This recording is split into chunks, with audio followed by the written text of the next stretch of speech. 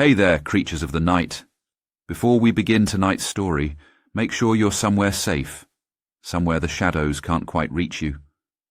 And if you haven't already, go ahead and hit that subscribe button to join our growing community of horror enthusiasts. Now, dim those lights, get comfortable, and let me tell you about something that happened last October. I never believed in Ouija boards.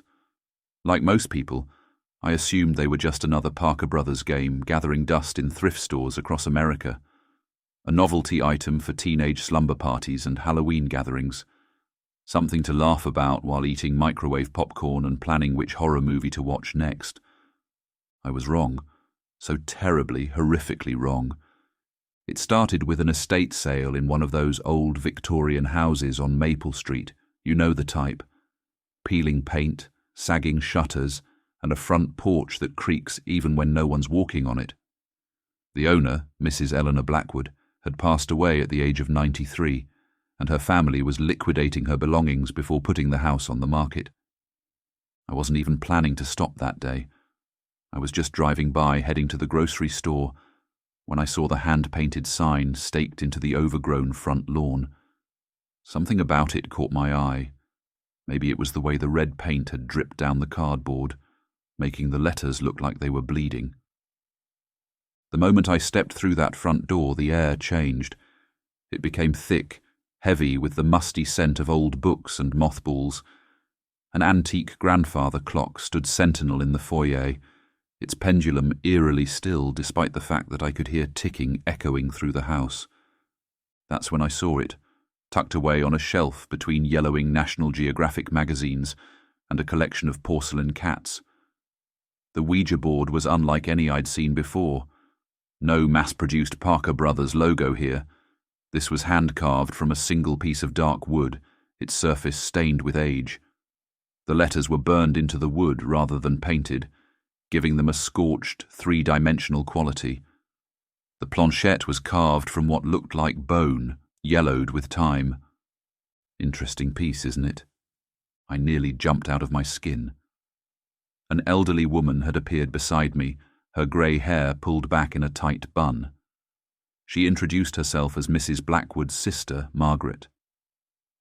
"Eleanor never let anyone touch it," she said, her voice barely above a whisper.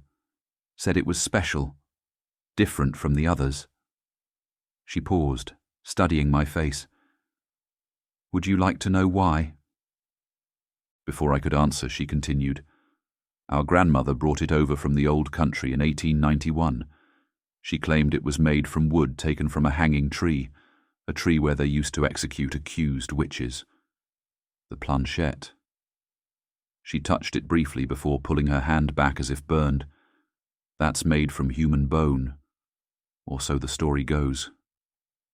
I should have walked away right then. Should have thanked her politely and left that house, never looking back. But something about the board called to me. Maybe it was the craftsmanship, or the history, or just plain morbid curiosity. When Margaret named a surprisingly reasonable price, I found myself reaching for my wallet. "Just remember," she said as she wrapped it in brown paper, "some doors, once opened, can never truly be closed again." I laughed it off at the time. Typical spooky old lady talk, right? Perfect for setting the mood when selling antiques to gullible customers. I brought the board home, set it on my coffee table, and went about my normal routine. Ordered some Chinese takeout, scrolled through social media, watched a few episodes of that new true crime series everyone was talking about. It wasn't until around midnight that I really looked at it again. The house was quiet except for the soft hum of my refrigerator and the occasional car passing outside. The board seemed to absorb the dim light from my table lamp, the burned letters appearing darker than the surrounding wood. "This is stupid," I said aloud, my voice sounding too loud in the empty room. But I found myself sitting down in front of it anyway. I'd used Ouija boards before at parties, everyone had. You put your fingers on the planchette, ask some silly questions, and someone inevitably pushes it to spell out something crude or spooky. Basic party entertainment. But sitting there alone, This felt different. The air seemed to grow heavier as I placed my fingers lightly on the bone planchette. I didn't even ask a question, didn't have to. It moved. Not the subtle, hesitant movement you get when someone's trying to pretend they're not pushing it. This was smooth, deliberate, and completely outside my control. My fingers felt frozen in place as the planchette glided across the board. Hello. Very funny, I muttered, looking around my empty living room. Really? Which one of you broke in to mess with me? But I knew I was alone. Had double-checked all the locks earlier, like I did every night. The planchette moved again, WEKNOWYOU. My mouth went dry. Know me? Who's we? IVEBEENWATCHING. Watching me? For how long? SINCEYOUWEREBORN. My hands were shaking now, but I couldn't pull away from the planchette. It felt like my fingers were glued to its surface. What do you want? YOURNAMEIS. And then it spelled out my full name. Not just my first and last name, but my middle name too. The one I never use. The one that's not on any of my social media profiles or public records. The name only my parents and closest family members know. That's when the lights went out. Not just my lamp, but every light on my street. I could see the darkness spreading through my windows, like a wave of ink flooding the neighborhood. The only illumination came from the board itself. The letters were glowing now, a sickly greenish light that pulsed like a heartbeat. The planchette moved faster. WELCOMEHOME. And then, in the darkness beyond the board, I saw them. Shapes moving in the shadows, forming and dissolving like smoke. Faces pressing against my windows, but not from outside, from inside the glass itself. The temperature dropped so rapidly I could see my breath forming clouds in the air. The grandfather clock from Mrs. Blackwood's house started ticking in my head, even though I hadn't bought it. Tick, tick, tick. Getting louder with each beat, drowning out everything else. Something touched the back of my neck, something cold and wet, like a decomposing finger. I tried to scream, but no sound came out. The planchette was still moving, spelling out words too quickly for me to read, the bone growing hot under my frozen fingers.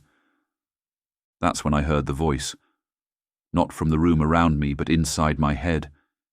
It spoke my name, my full name, in a voice that sounded like breaking glass and crawling insects. "We've been waiting so long," it whispered, "ever since your grandmother made the trade." Trade? I managed to gasp out. What trade? YOURSOULFORHERS. The shadows were solidifying now, taking shape. I could see faces I recognized, faces from old family photographs. My great-grandmother, my grandfather, all the way back to that first ancestor who brought the board over from the old country. But their faces were wrong, twisted, their eyes solid black, and their mouths full of too many teeth. "The debt must be paid," the voice said. "A soul for a soul. That was the agreement." The planchette burst into flames under my fingers, but I still couldn't pull away. The fire didn't burn. Instead, it was ice-cold, spreading up my arms like frostbite. The faces pressed closer, their black eyes reflecting the green light from the board. TIMETOCOMEHOME. The shadows wrapped around me like a shroud, and I felt myself being pulled toward the board. Not just toward it, into it. The wood seemed to liquefy, becoming a dark portal that pulled at my very essence. The faces of my ancestors watched hungrily as I was dragged closer and closer to the surface. That's when I heard another sound cutting through the chaos, my phone ringing. It was my grandmother's ringtone, the one I'd set for her years ago and never changed, even after she passed away last spring. The sound seemed to break whatever spell held me, and I managed to rip my hands away from the planchette. I scrambled backward, knocking over my coffee table. The board clattered to the floor, and the moment it lost contact with my skin, the shadows vanished. The lights flickered back on, and my living room looked normal again. Almost. Because there, burned into my coffee table where the board had been, was a message. "We'll be waiting." That was 3 weeks ago. I burned the board that same night, drove it out to an abandoned quarry and doused it in gasoline. As it burned, I swear I could hear screaming coming from the flames and faces forming in the smoke. But it didn't help. Every night since then, when I'm alone in my room, I hear it. The soft, scraping sound of a planchette moving across wood. Sometimes I wake up to find messages carved into my walls, my furniture, even my skin. Always the same words. The debt must be paid. I haven't slept more than an hour at a time since that night. Can't risk falling too deeply asleep, because that's when they try to pull me through. Through what, I'm not sure. The walls, the floor, the very fabric of reality itself. But I can feel them waiting on the other side, my ancestors, reaching out with their twisted hands and too many teeth smiles. I've tried researching my family history, trying to find out what deal my grandmother made, what soul she traded and why. But all the family records from before 1891 are mysteriously missing or damaged. The only clue I have is a single photograph I found in my attic, a picture of my great-great-grandmother standing in front of a familiar Victorian house on Maple Street. She's holding a Ouija board, and if you look closely at her eyes in the photograph, they're completely black. So I'm sharing this story as a warning. If you ever find yourself at an estate sale and you see a hand-carved Ouija board with a bone planchette, walk away. No matter how reasonable the price, no matter how fascinating the history, just walk away. Because some debts can never be repaid, and some doors, once opened, will hunt you until they drag you through to the other side. And if you ever find yourself alone at night, and you hear the sound of something moving across wood, whatever you do, don't look down.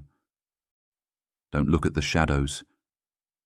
And most importantly, don't answer when they call your name, because they're still out there waiting.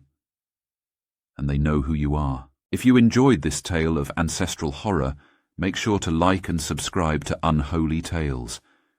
Hit that notification bell to never miss an upload, and leave a comment below sharing your own experiences with Ouija boards, if you dare. And remember, in the dark of night, when you hear something calling your name, it might not be alone. Join us next time for another terrifying tale. Until then, sleep tight, if you can.